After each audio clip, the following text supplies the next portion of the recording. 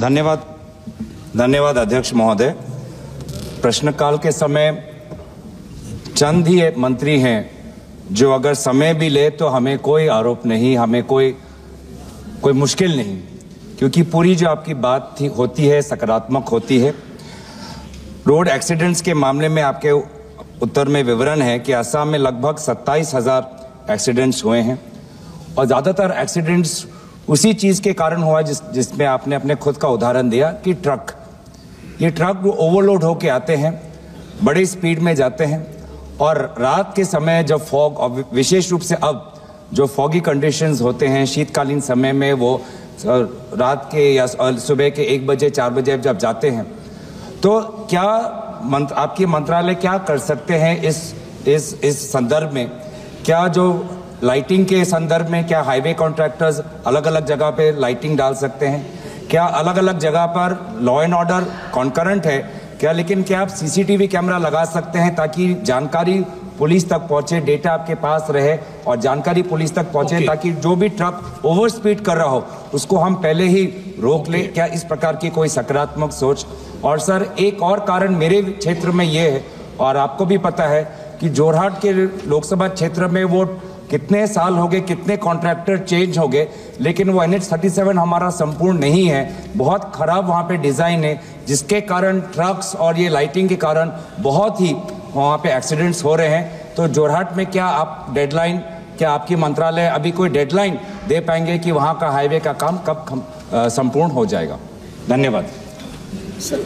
अन्य स्पीकर महोदय, दिक्कत यह है कि रोड पर ट्रक खड़ा करते हैं हमारे NH के ऊपर। मैं बोलता हूँ उसके ऊपर कार्रवाई करो, तो कार्रवाई करने का अधिकार लॉ एंड ऑर्डर राज्य सरकार का होता है।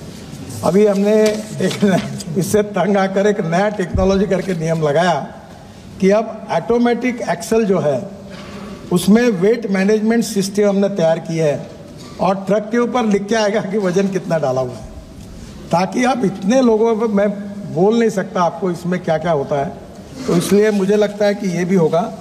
और जोरहाट झांझी, ये आपका विषय है, मैं भी इसकी 10-12 मीटिंगें ले चुका हूँ, चीफ मिनिस्टर भी परसों आए, वो भी कह रहे थे। अब लगभग फरवरी 2025 तक ये काम पूरा होगा और अब नया कॉन्ट्रैक्टर ने दिया है और अब काम गति से चल रहा है, पर फरवरी 2025 को वो पूरा होगा।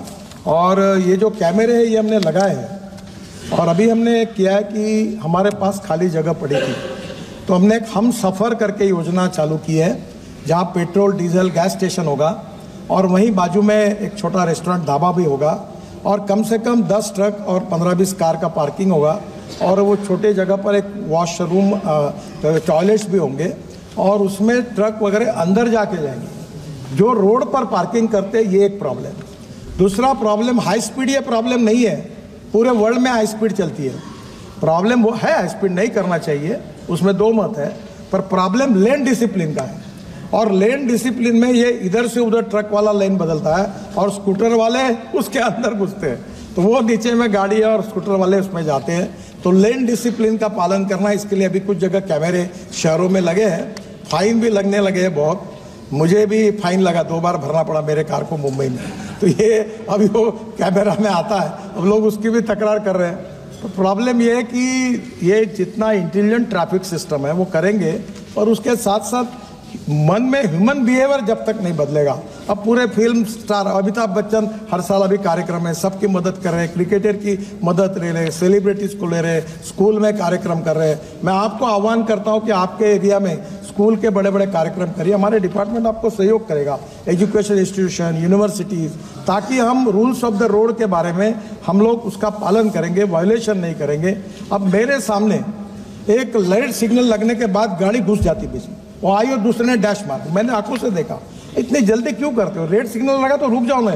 ये छोटी छोटी बातें जो है ये आपके सबके सोसाइटी के ऑल स्टेक होल्डर्स के सहयोग के बिना नहीं होगा।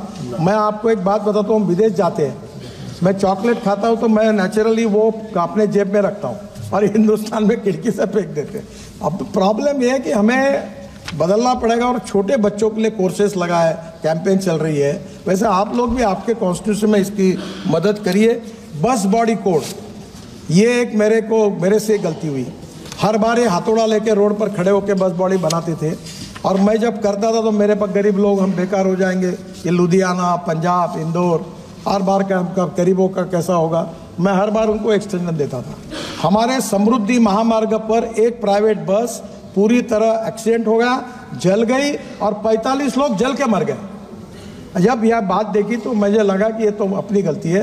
अब हमने इंटरनेशनल स्टैंडर्ड का बस कोड 24 से लागू कर दिया है। इसके बाद हिंदुस्तान में हर बस ये इंटरनेशनल स्टैंडर्ड के सेफ्टी के माध्यम से होगी। और जब बस में अगर एक्सीडेंट होगा तो इतनी बड़ी कांच होगी और बाजू में वो प्लास्टिक की हथौड़ी होगी, उसको खोद के वो बाहर निकल सकेंगे, ताकि हमने अभी जो हमारी लोग हैं उनके जीवन के साथ खिलवाड़ किसी भी हालत में नहीं करना, ये हमने निश्चित किया।